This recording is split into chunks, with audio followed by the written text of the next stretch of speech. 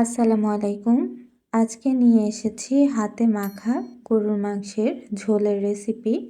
এইভাবে আপনারা যদি গরুর মাংস রান্না করে খান তাহলে ঠিক কোরবানির গরুর মাংসের স্বাদ পাবেন। আমাদের এলাকায় কোরবানির গরুর মাংস সাধারণত এভাবেই রান্না করা হয়ে থাকে। চলুন শুরু করা যাক। ভিডিও শুরুতেই একটি লাইক দিয়ে সম্পূর্ণ ভিডিওটি না টেনে দেখার অনুরোধ রইল। ভিডিওটি দেখা শেষ করে অবশ্যই একটি কমেন্ট করে জানাবেন কেমন লেগেছে এবং বন্ধুদের সাথে শেয়ার করে দিতে পারেন। এখানে আমি 1.5 কেজির মতো গরুর মাংস নিয়ে নিয়েছি। আমার এখানে মিক্স মাংস ছিল, সাথে হাড়ও ছিল। তারপর এখানে আমি মিডিয়াম সাইজের 3টা পেঁয়াজের কুচি নিয়ে নিয়েছি এবং 3-4টা কাঁচামরিচ ফালি করে কেটে নিয়েছি। রসুন দিয়ে দিয়েছি 2 টেবিল চামচ। তারপর আদা দিয়ে দেব 3 টেবিল চামচ। গরুর মাংসে সবসময় আদাটা রসুনের থেকে একটু বেশি ব্যবহার করতে হয়। আমার গরুর মাংসগুলো যেহেতু তাজা ছিল তাই আমি আদা এখানে 3 টেবিল চামচ ব্যবহার করেছি। আপনারা সবসময় রসুনের ডাবল আদা ব্যবহার করার চেষ্টা করবেন। তারপর দিয়ে দিয়েছি স্বাদমতো লবণ।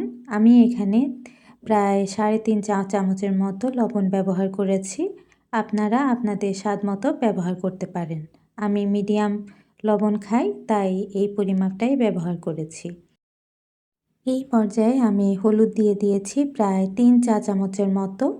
হলুদটা দিয়ে সবসময় চেষ্টা করবেন একটু মেখে নিতে, তাহলে কিন্তু গরুর মাংসের কালার অনেক ভালো আসে। আমার সেদিন তাড়া ছিল তাই আমি একসাথে সব কিছু দিয়ে একবারেই মেখে বসিয়ে দিয়েছি। তারপর এখানে জিরা গুঁড়া দিয়েছি প্রায় 4 চা চামচের মতো। গরুর মাংসতে সাধারণত জিরা গুঁড়াটা একটু বেশি ব্যবহার করতে হয়, তাহলে টেস্ট খুব ভালো আসে। তারপর আমি এখানে ধনিয়া গুঁড়া দিয়ে দিয়েছি প্রায় 3 চা চামচের মতো। আমি সবসময় আলাদা ধনিয়া গুঁড়া ব্যবহার করি। অনেকে আছেন জিরা এবং ধনিয়া একসাথে ব্যবহার করেন, সেক্ষেত্রে জিরা গুঁড়াটা একটু বাড়িয়ে দেবেন। তারপর আমি এখানে স্বাদ মতো মরিচের গুঁড়া ব্যবহার করেছি। এখানে আমি প্রায় 4 চামচের মতো ব্যবহার করেছি। আমি মিডিয়াম ঝালে আমার গরুর মাংসটা রান্না করেছি। আপনারা চাইলে গুঁড়ামরিচ বা কাঁচামরিচের পরিমাণটা বাড়িয়ে অথবা কমিয়ে দিতে পারেন, আপনারা যেভাবে ঝাল খেতে পছন্দ করেন। আমার গরুর মাংসে যেহেতু কিছুটা তেল ছিল তাই আমি তেল এখানে প্রায় হাফ কাপের মতো দিয়েছি। আপনারা তেল ছাড়া গরুর মাংস রান্না করলে সেক্ষেত্রে তেলের পরিমাণটা আরেকটু বাড়িয়ে দেবেন।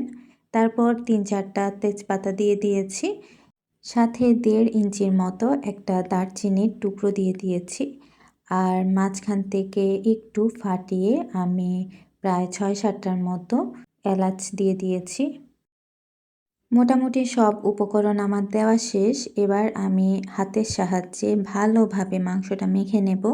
আপনারা যারা হাতের যত্ন করেন তারা অবশ্যই গ্লাভস ব্যবহার করবেন, কারণ হাত দিয়ে মাখার পর হাতটা অনেকক্ষণ হলুদ হয়ে থাকে, তাই একটু বলে দিলাম। আমার যেহেতু সেই টেনশন নেই, আমি হাত দিয়ে মেখে নিয়েছি। হাত দিয়ে মাংসটা একদম ভালোভাবে মেখে নিতে হবে, যাতে মাংসের প্রতিটি জায়গায় প্রতিটি মশলা ভালোভাবে মিশে যায়। এই মাখার উপর কিন্তু মাংসের স্বাদ অনেকটাই নির্ভর করে। আপনাদেরকে একটু দেখিয়ে দিলাম মাংসের কালারটা কত সুন্দর এসেছে। আমি যেহেতু প্রেসার কুকারে রান্না করছি তাই এখন চাইলে পানি দিয়ে একবারে প্রেসার কুকারে বসিয়ে দিতে পারি, কিন্তু আমি এই কাজটা করি না। আমি প্রথমে প্রায় 10 থেকে 15 মিনিটের মতো প্রেসার কুকারের মধ্যে রেখে মাংসটা কষিয়ে নেব। এই কষানোর উপর কিন্তু মাংসের আসল স্বাদ নির্ভর করবে। আমি প্রথমে কষিয়ে নিয়েছি একটু ঢাকনা দিয়ে ঢেকে। ঢাকনাটা কিন্তু লাগাইনি, জাস্ট উপরে রেখে দিয়েছিলাম যেন মাংস থেকে ঝোল বের হয়। মাংস থেকে যে ঝোলটা বের হয়েছে সেই ঝোলে রেখে মাংসটা আমি প্রায় 15 মিনিটের মতো কষিয়ে নিয়েছিলাম।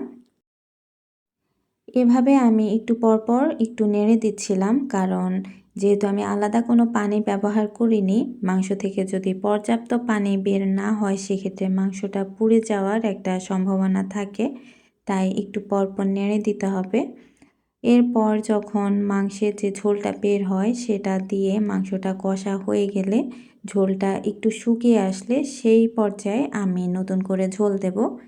এই যে দেখুন মাংসের কালারটা কিন্তু অনেক সুন্দর হয়েছে। আমি মাংসটার ঢাকনা উঠিয়ে আবারও একবার নেড়ে দিচ্ছিলাম। আমার মাংস কষানো কিন্তু প্রায় শেষ। এই পর্যায়ে আমি আলু দিয়ে দেব। আপনারা সবসময় চেষ্টা করবেন মাংসটা কষানো হয়ে গেলে এরপর আলু দিতে। কারণ আলু যদি কষানোর আগেই দিয়ে দেন সেক্ষেত্রে আলুটা বেশি সেদ্ধ হয়ে যাবে। আমি এখানে প্রায় 3টার মতো আলু ব্যবহার করেছি। বাসায় যেহেতু বাবু আছে আর বাবু আলু খেতে পছন্দ করে আর সে মাংস ততটা খেতেও পারে না, সেই জন্যই মূলত আলু দেয়া। এখানে আলুটা দিয়ে আলুটা ভালো করে মশলার সাথে মেখে আমি পানি দিয়ে দিয়েছি। আপনারা চাইলে গরম পানিও ব্যবহার করতে পারেন। আমি মাংস থেকে একটু বেশি পানি দিয়েছি। প্রেসার কুকারে কিন্তু ঝোলটা যতটুকু দিবেন ততটুকুই প্রায় থেকে যায়, তাই আপনারা সেইভাবেই ঝোল দেবেন। যারা একদম মাখা মাখা মাংস পছন্দ করেন তারা ঝোল আর একটু কমিয়ে দেবেন। আমার সব কাজ শেষ। এবার আমি প্রেসার কুকারের ঢাকনাটা লাগিয়ে দিলাম। প্রথমে প্রেসার কুকারের আগুনটা হাই হিটে দিয়ে দিয়েছি। তারপর প্রায় 7-8 মিনিটের মধ্যে প্রথম সিটিটা কিন্তু দিয়ে দিয়েছে। আমি এভাবে সিটি মোট 6টা দিয়েছি। যেহেতু আমি একটু নরম মাংস খেতে পছন্দ করি। 6টা সিটি দেওয়ার পর এই দেখুন আমার রান্না কিন্তু রেডি। মাংসটা কতটা সুন্দর এবং লোভনীয় হয়েছে। কালারটাও কিন্তু জাস্ট অসাধারণ হয়েছে। আপনাদের কাছে কেমন লেগেছে অবশ্যই জানাবেন। মাংসটা কিন্তু খেতেও দারুণ মজা হয়েছিল। আপনারা সবাই অবশ্যই এই পদ্ধতিতে এভাবে একবার হলেও রান্না করে খাওয়ার চেষ্টা করবেন এবং কেমন হয়েছে সেটাও জানাবেন। আজকের মতো এখানেই বিদায় নিচ্ছি। ধন্যবাদ।